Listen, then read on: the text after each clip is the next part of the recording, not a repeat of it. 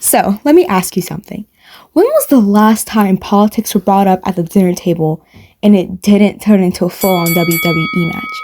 Like, seriously, you go into Thanksgiving dinner thinking, I'm just here for the mashed potatoes, and suddenly Uncle Jim is like, actually, the economy, and your cousin across the table goes, well, actually, and how grandma is just eating the mac and cheese like it's her last meal. And even if you haven't experienced this, you've at least heard of it. And don't even lie to yourself that you haven't, because that's always the number one thing talked about the day after Thanksgiving, aside from Black Friday. Personally, last time I saw a calm political discussion was actually never. I think that's a myth, like Bigfoot, or when someone says, I'll be there in 5 minutes, and they actually are. And honestly, it's exhausting.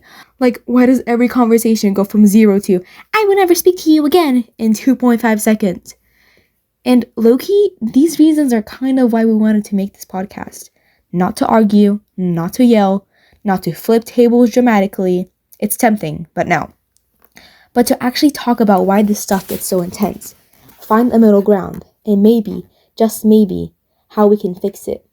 Because change doesn't start with a viral moment or a giant speech. It starts with one person deciding not to lose their mind over a wooden table covered in a pleated cloth. So yeah, welcome to the Purple Podcast. This is basically a space where we try to understand politics without making it feel like a boss fight. And look, this isn't about making you feel bad if you don't know everything. Politics are confusing, unnecessarily confusing. You read one article and suddenly there are 15 new terms, 3 historical references, and someone bringing up something in the comments with no correlation. So if you ever felt like, I don't get this, and I don't even want to try, that's completely normal. This podcast is just here to make it a little more sense. In today's episode, we're not debating anything. We're just asking, why is everyone so divided? And why does it matter? So first, what's actually the problem? Why does political division even matter? Okay, people disagree. That's normal, right? Well, yeah, but it becomes a problem when it starts breaking things.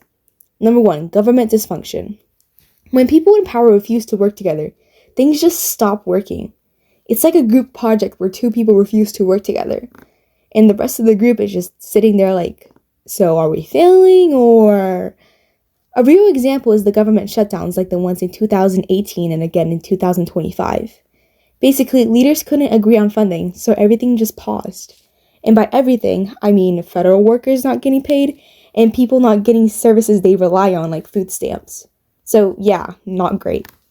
Number 2, lowers trust in government. If the people running the country can't even agree with each other, why would anyone trust them to fix bigger problems? It starts to feel less like leadership and more like a never-ending argument thread. Like during the 2024 presidential debates, instead of calm discussions, it was a lot of... We finally beat Medicare. Thank you, President Biden. President Trump? Well, he's right. He did beat Medicare. He beat it to death, and he's just... But hey, at least it was entertaining.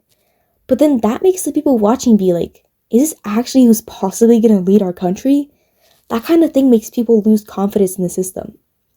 Number 3, public division. And this is where it kind of gets serious. When politicians attack each other constantly, that attitude spreads to regular people. Suddenly, it's not just, I disagree with you, it's, you're completely wrong and I do not like you as a human being. A big example of how extreme this can get is the January 6th Capitol riot, where political tension turned into real-world conflict. And even outside of big events like that, you see it in everyday life. Friendships ending, families arguing, and people just not getting along anymore. Number 4, important issues get ignored. This was wild. Instead of solving actual problems, debates turned into more roasting sessions. Like during the healthcare debates in 2010, instead of focusing on things like rising costs and taxes, it turned into, your idea is bad. No, your idea is bad. Meanwhile, everyone else is like, but can we afford medical bills or not? So now the big question, why is this happening? Why is everyone so divided? Well, my answer to that is multiple answers. Number 1, different ideologies. At the core, people just have different beliefs of how things should work. Some want more government involvement, some want less. And neither side is just randomly choosing to fight. They genuinely think their way is better. But when those ideas clash, sparks can fly. Number 2, media exposure. Let's be real. Social media loves drama. Calm, respectful discussion? Boring. Two people yelling at each other? A billion views. So what we end up seeing is the most extreme versions of both sides. Politics can be seen like a spectrum. There's a really far right, a really far left, and everything in between. But social media tends to highlight those who are super far on one side, and that makes everything feel more intense than it already is. Number 3, strategy. Sometimes politicians gain support by putting down the other side. It's like, vote for me because they are terrible, and while that might work short term, it makes the divide even worse. Number 4, mindset. This one's kind of human nature. Most people are surrounded by opinions similar to their own. So when they hear something completely different, it can feel wrong, confusing, or even threatening. And instead of trying to understand it, the reaction is just, nope, absolutely not. Okay, so why does any of this matter? Why should we even try to reduce division? Well, there's multiple reasons why we should. Number 1, leads to better problem solving. Big problems need teamwork. If people can actually work together, things get solved faster and better. Number 2, stronger democracy. A healthy system isn't about everyone agreeing. It's about people debating respectfully and finding compromises, not just arguing forever like it's a comment section. Number 3, social unity. If division gets too extreme, people start turning on each other, and that damages trust, not just in the government, but in society as a whole, which is kind of scary when you think about it. Number 4, better conversations. Imagine this, you're at dinner, someone brings up politics, and instead of disaster, it's just a normal conversation. No yelling, no crying, no one storming off like they're not going to see the same exact people at the next family reunion. And it's just people talking. Crazy concept, I know. So yeah, even though this was very condensed, political division is a big issue. But it's not impossible to improve. It starts with something simple, like talking with respect instead of anger, or listening instead of immediately reacting. Because disagreeing with someone doesn't mean you have to disrespect them. And honestly, the goal isn't to make everyone agree. It's just to make conversations less unbearable.